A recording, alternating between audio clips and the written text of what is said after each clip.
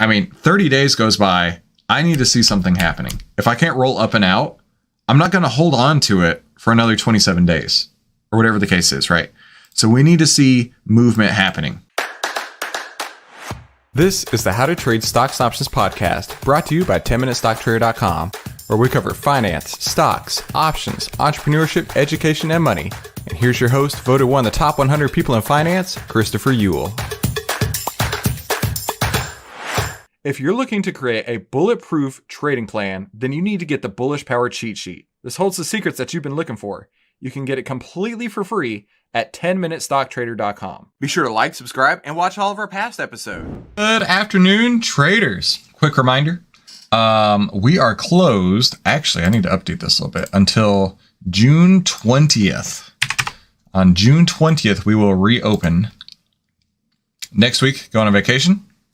Monday is a holiday. Monday the 19th is a holiday. So the next time that we will see each other will be on June 20th. So I hope you don't mind. Take a little vacation. I'm always here to serve you every single day, though, in the 10-minute trading room. So with that being said, I spent a lot of time this morning rehoning the Outlier plan, talking to the developers, giving them my feedback, giving them my experience. And over the first 10 trades that I put on, my returns have been outstanding. And because of that, that's really, really sold me on the product and on the process as well. And on that process, I was walking around the neighborhood this morning and I was like, I need to write this down before I forget. So on the Outlier trading process here, we're loading them all into, well, I get access to the Outlier data, loading all those into our Outlier scanner, going through each one individually, just checking for liquidity, because a lot of these are not as liquid as we would want to see, right? Of course. Checking the current color, meaning, does it show as a point where we need to go ahead and get out? I believe one that I looked at this morning was like that. If I remember correctly, it was this one. No, it was a different one. These are the only two I can remember right now. Yeah, if it's already showing to be an exit point, clearly don't get into it at that point. Clearly don't get in there. And so that's going to be a lot of our entry already. Of course, liquidity and position size and everything else. Now for the close, we're looking at this oscillator each day, determining how deep into the buy or sell territory does it show, and getting out at an appropriate value. Appropriate meaning where I back tested. Donna, good to see you. Brian, good to see you. And then what we did yesterday was a lot of cleanup, right? So 1 week before expiration, if we can't roll up and out, go ahead and close. Now, Victor, good to see you. Now, the reason we do that is we want to make sure that we have enough liquidity. If we're doing it the day of expiration, you're running out of liquidity fast. We don't want to deal with that. If we can roll up and roll out, we can keep the trade on and at the same time book some profits and at the same time have more capital to trade with immediately. All of which are awesome because you still get to keep the trade on. However, if we can't roll up and out, then go ahead and take the trade off 1 week before expiration so we don't have any liquidity issues. And then as each ATR comes and goes, rolling the trade up each time. So earlier on today, I was considering, hey, you know what? This may actually get to a second roll up and out by 2 ATRs from entry, but it did not. Currently on SPY, actually, let me click the bumper. Got to click the bumper. All right, we hit the bumper. Welcome to the 10-minute trading room. This is how to trade in only 10 minutes a day and exactly how to take the guesswork out of trading. And the way you do that is by having a plan. So going back to this, I was thinking we would be rolling this up and out earlier on today. It kind of fell back down. It doesn't have price up over 232.37. However, a tremendous trade. $9 in the SPY. And if we go to the SPY ETF real quick, my exit point is when the color gets to this shade. So it's 88 dB0. Of course, there's a numerical value associated with that inside their modeling here, but this is my point to exit. And I am going to do that today. So that actually is going to make using my criteria and backtesting this 6 out of 6 winners. This one is actually below average at only $9 in gain instead of $19 in gain, but 6 out of 6 winners using this criteria, which is freaking sweet. So yeah, I'm going to go ahead and close that one. Now, I did look this morning. There were so many stocks set up. I mean, I think it was like 60. So many stocks and ETFs that set up this morning. But a lot of them did not have the liquidity. And a lot of them did not fit in our relative strength criteria, right? Because we're still looking for their information to say, hey, this is a good opportunity. But if it doesn't have enough relative strength, or if it's not above its own 10-period moving average, I don't want it. But if it fits the 10-period moving average, if it fits on relative strength, and they're giving us a buy signal on here, now we're talking.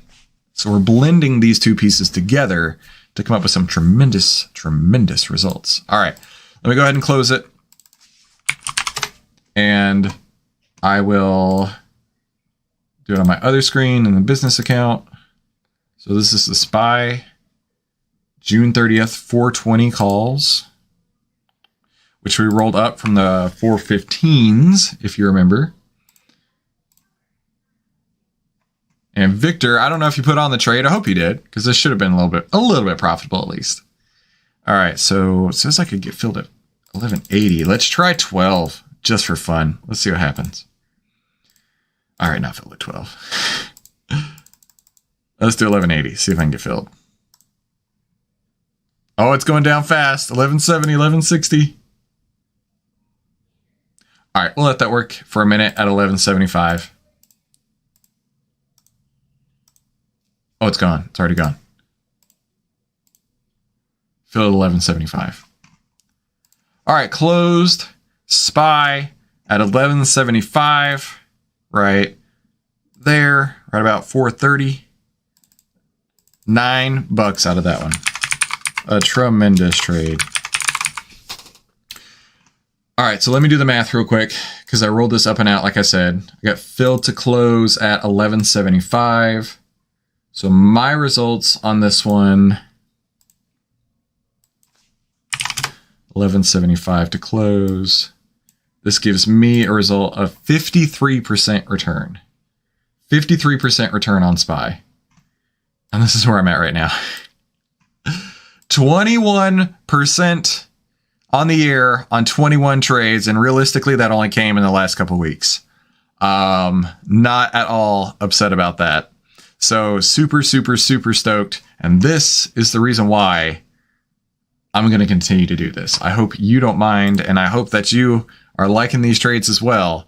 But like I say, I'm at 20. I could literally not trade for this year and next year and still beat average SPY returns. And funny story, this is actually new all-time highs for my account. New all-time closed high. I've had open highs that are better, but this is a new all-time close high for me. Super awesome. So anyway, I don't know if you can tell, but I'm very excited, very happy for this. But we also need to have our final thoughts. All right, final thoughts for the week. Final thoughts for 2 weeks before I see you again on June 20th. Oh, hang on. I didn't drop that in the Discord real quick. Of course, like I mentioned here earlier, this is all 10 trades. Just what is the word I'm trying to think of? This is not weighted the same as the trades that I actually have on. This is equal weighting, just showing what the results would have been. Equal weighting, 42% gain on equal weighting there, which is crazy. Okay, so 6/9/23, trade number 1, closed, SPY. Sorry, I should have done this a minute ago. SPY, 6/30/23, 420 calls for 1175. So I'm at all cash right now. Okay, done with that. Now, back to this. I brought this up because so many people talk about market sentiment. That's the word I'm thinking of. And what the news is saying. And, you know, this website or that website. And this account, I love this account, Arun Chopra. And I saw this and I was like, this is good. You know, at this point right here, Bank of America sees new lows for U.S. stocks. The inflation shock ain't over. At this point right here, Bank of America sees rally fizzling out even as equity surge inflows. Equity inflow surge. I cannot read today, apparently. And then lastly, Bank of America, boom, boom, boom, says the bear market is over, right? Now, do you trade on that? Clearly not. But you got to wait and see your personal entry and exit signals. So what does this mean, right? Looking at this guy, like in the corner he's talking about, he's like, maybe I should do the opposite. But you don't have to worry about that kind of stuff, right? You don't have to worry about the noise. You don't have to worry about who's saying what analyst is going where. All you got to worry about is price. Is it moving in the direction you want it to see? Is it hitting your entry signal? Is it hitting your exit signal? And your job, most of all, is don't do anything until you get those signals. Sit and let the trend work for you. Or if you're getting that exit signal, get the F out now. That's what you got to do. Wait for your signals and move and ignore all of the noise. Brian asks, when will the finalized new process be documented? Well, as I mentioned, Brian, I just made some changes today. So I believe maybe July. The reason that I'm not ready to just commit whole hog is I need to see variables, right? Like we saw yesterday, closing those out because we couldn't roll up and out is now part of the plan. Because there's a lot of time. Let me see if I can find some recent ones I was looking at. There's some trades that are just dead money. Recently viewed. There's some that are just dead money. Nothing happening, right? Let's see.